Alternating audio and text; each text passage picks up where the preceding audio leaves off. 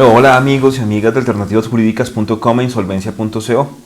El tema de hoy es un tema muy especial.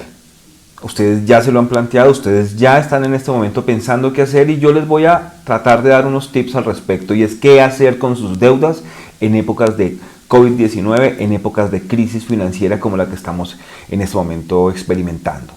Bueno, primero que todo tenemos que tener en cuenta que todo lo que nos hablaron y que nosotros de pronto descartamos o nos aprovechamos en su momento sobre las finanzas personales básicas y las finanzas personales sanas, acerca específicamente del ahorro, si eran ciertas. Ustedes en este momento se pueden haber dado cuenta que cuando tenemos ahorro de emergencia, cuando tenemos unos fondos específicos para poder que soportemos unas temporadas de crisis o de cero ingresos, son importantes. Bueno, ya lo vimos, ya no hay nada más que hacer si nosotros no lo empezamos a crear ese tal fondo de emergencias años atrás. Pues ahora tenemos que buscar las soluciones al respecto. Lo primero es que si vivimos al debe, es decir, si nuestros ingresos ya están casi superados por nuestras deudas y por nuestros pagos o gastos financieros, o lo que tenemos que pagar mes a mes por nuestras deudas, estamos en serios aprietos económicos. Lo primero que tenemos que hacer es, un presupuesto. Es decir, si ya no lo teníamos hecho o no lo teníamos hecho con el detalle debido, en este momento tenemos que tomar y hacer un presupuesto con gastos e ingresos totalmente detallados. Es decir, ya no es momento para vivir del crédito, es el momento para vivir del ahora y de una proyección hacia futuro. ¿Y cómo lo hacemos? A través de un presupuesto que debe ser, por lo menos debe ser un presupuesto anual. ¿Cómo lo hacemos? Proyectamos nuestros ingresos, proyectamos nuestros gastos y empezamos a definir cuál puede ser el margen para tomar de pronto ahorros y fondos que nos permitan sobrevivir hacia futuro. Tenemos que hablar de supervivencia por el hecho de que no sabemos. La mayoría de nosotros no tenemos claridad sobre qué va a suceder con nuestras fuentes de ingresos. Podemos estar empleados, podemos estar desempleados, pero específicamente los empleados en este momento tienen sus fuentes de trabajo y de ingresos muy en riesgo. Lo tienen que saber en este momento. No tenemos idea cómo va a ser la repercusión y los efectos a mediano y a largo plazo de la crisis de esta pandemia. ¿Ok? Presupuesto, fundamental. Presupuesto así tengan ingresos ceros, porque si saben cuánto se van a gastar mensualmente. Tienen que comer, tienen que movilizarse, aunque ya no nos están dejando movilizarnos tanto, pero tenemos que movilizarnos, tenemos que tener unos gastos básicos de nuestro hogar, servicios públicos, alimentación, recreación mínima, bueno, etcétera. Los componentes básicos de una vida que para usted sea una vida plena, ¿ok? Lo más plena posible. Y que le permita a usted también ahorrar. Si ello no es posible, si esa situación definitivamente se maneja en un déficit, tenemos que empezar a tomar medidas drásticas para poder aumentar los ingresos, ¿ok? Segundo, revise cuántos son sus ahorros y cuántos son sus fondos de emergencia. ¿Por qué? Si nosotros hicimos un presupuesto, también tenemos que mirar y proyectar nuestro panorama hacia futuro. Es decir, nosotros tenemos que determinar si nuestra empresa en la que estamos trabajando, o nuestro trabajo independiente, o nuestros ingresos informales, como queramos llamarlo, van a ser desmejorados en un momento determinado. Es decir, podemos y tenemos la obligación de estar atentos a las noticias, no solamente de la evolución de toda esta pandemia, sino la evolución económica. En este momento se exige de usted que esté al tanto de todas las indicadores económicos y cómo se está manejando el mercado. Hay muchos bloggers, hay muchos youtubers que están manejando este tema de manera muy estricta. Mire las noticias y dése cuenta si efectivamente su ingreso, su empleo va a verse comprometido hacia futuro. Con eso usted va a proyectar sus ahorros si es que los tiene, y si no, pues tiene que entonces revisar cómo va a modificar, a mejorar y a aumentar sus ingresos para que se puedan compensar de pronto en un futuro inmediato o lejano con una posible situación de desempleo o desmejora de otra, digamos, de la fuente de ingresos original que tenía. Bueno, Hay que prepararnos para lo peor. Ese es el tercer punto. ¿Por qué prepararnos para lo peor? ¿Por qué estoy siendo tan negativista? Porque ser conservador, es más, ser pesimista, nos permite situarnos en panoramas de crisis que jamás nos hemos imaginado. Y en esa situación imaginaria nosotros podemos empezar a mirar qué medidas vamos a tomar, qué es lo peor que puede pasar. Entonces, si efectivamente la situación se complica de la forma en que nosotros nos estamos imaginando, ya vamos a estar preparados. Entonces, un tercer punto es prepararnos para lo peor. Obviamente, prepararnos para lo peor buscando que las soluciones que tomemos y las medidas que tomemos nos ubiquen en una mejor posición que la que estaríamos en un momento de no preparación, ¿ya? Cuarto, si estamos hablando de deudas, de su pasivo, tenemos que mirar exactamente qué va a pasar si nosotros no pagamos nuestras deudas. Si nosotros entramos en una economía de cero o disminución de ingresos porque tuvimos que cerrar nuestro negocio parcialmente, o ya no, las ventas no son los mismos, o los servicios no nos están contratando igual, o además de eso nuestro empleador nos sugirió una modificación del contrato, o nos suspendieron el contrato, o nos terminaron, y el próximo contrato laboral que tengamos, el próximo trabajo va a ser con unos ingresos disminuidos. Entonces tenemos que, preparándonos para lo peor, buscar una solución que nos permita reestructurar nuestras deudas con periodos de gracia efectivos. Ojo, efectivos. No es simplemente bajar mi cuota. ¿Por qué no bajar mi cuota?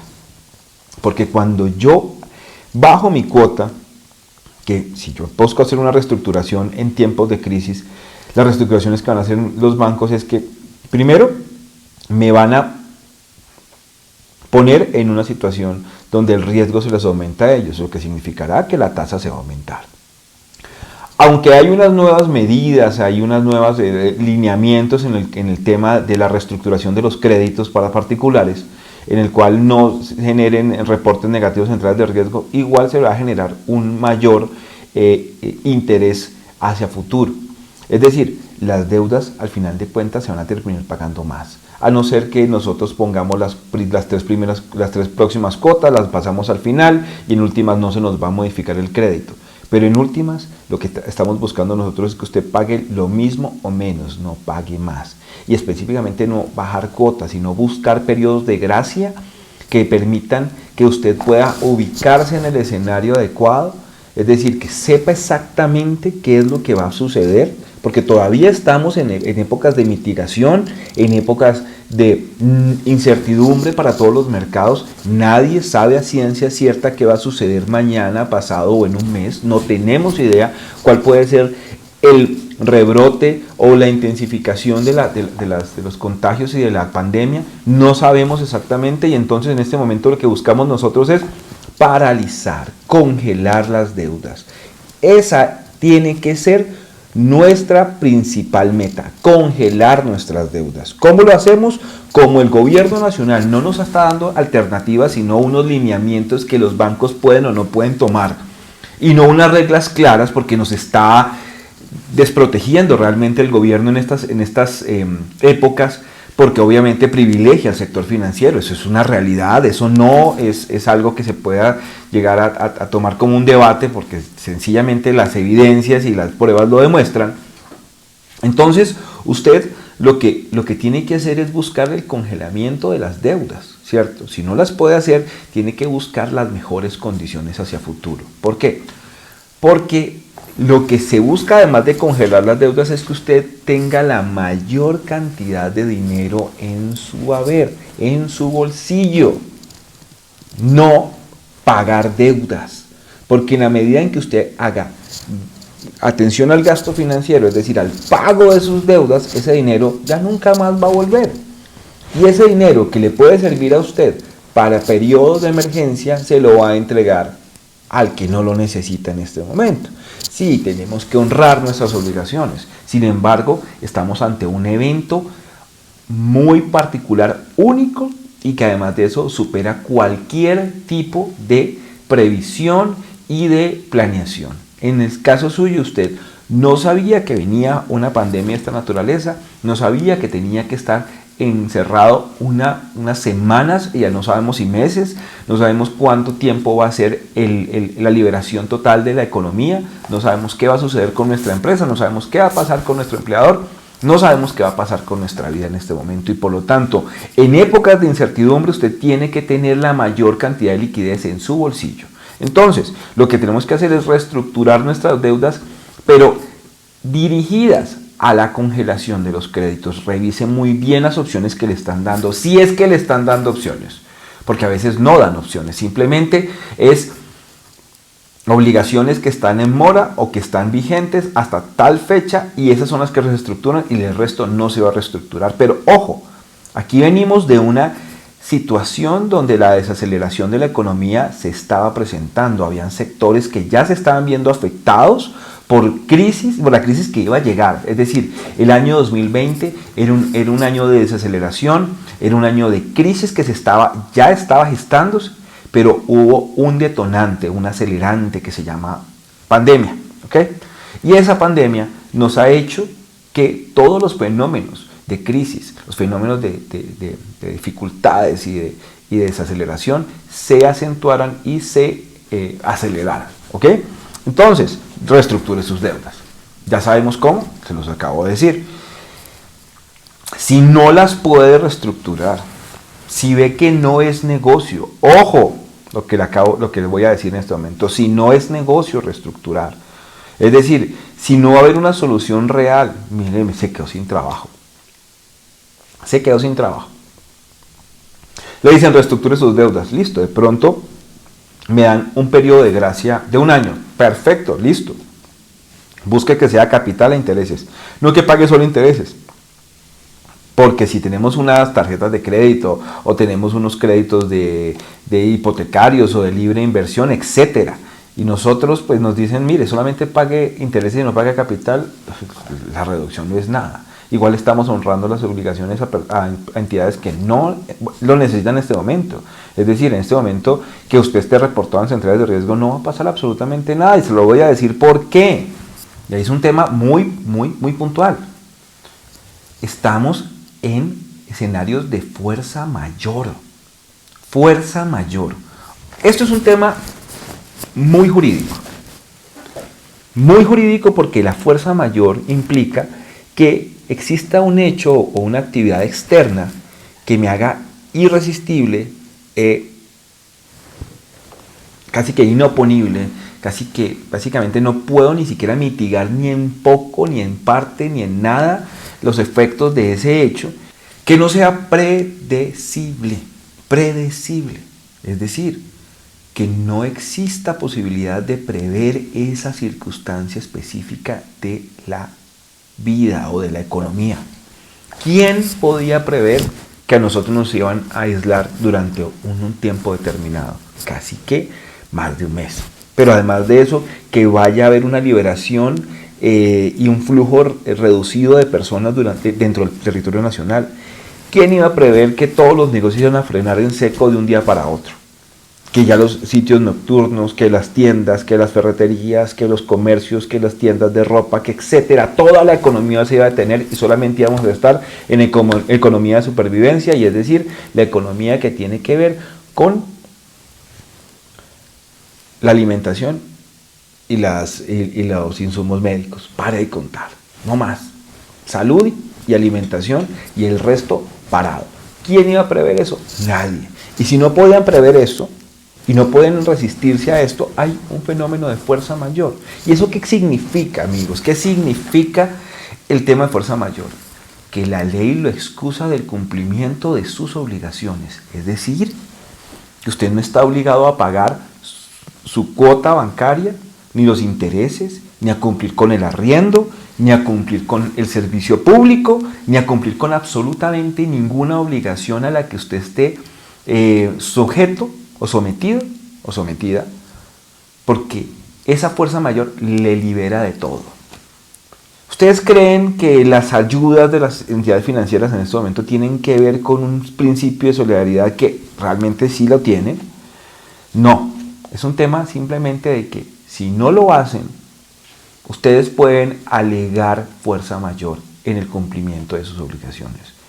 ¿Quién lo puede embargar? ¿Quién lo puede rematar sus bienes? Nadie. Porque esa fuerza mayor continuará hasta que continúe, hasta que cese todos los hechos de fuerza mayor que existan en el mundo. Es decir, todo cuando cese la pandemia. Si cesa la pandemia, cesa la fuerza mayor. ¿Ok? Entonces, hay una imprevisión, hay una fuerza mayor, hay una imposibilidad de atender las obligaciones y la ley no se lo está exigiendo.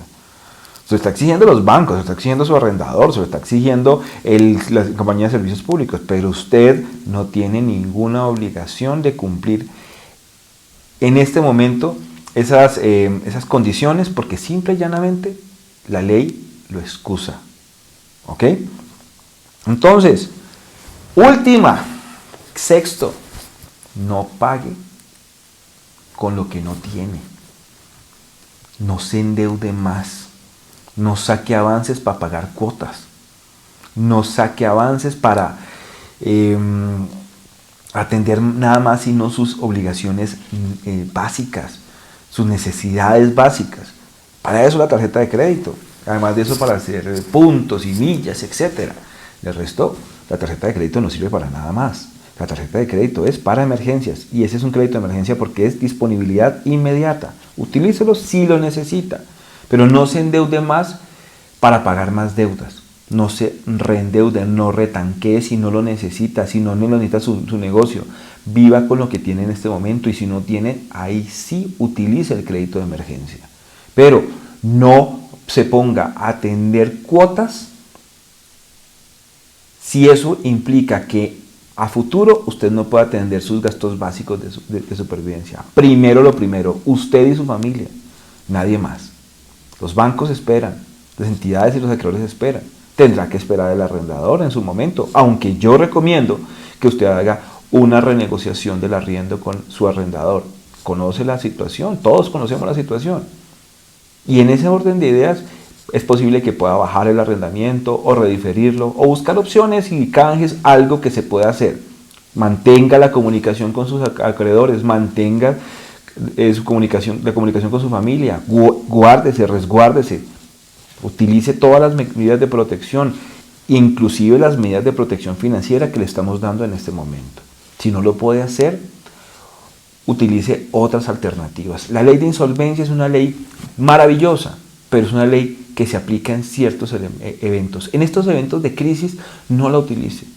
No acceda a esa ley. No gaste más dinero del que pueda usted requerir porque estos procedimientos necesitan unos recursos, tienen unos gastos y esta ley de insolvencia puede esperar.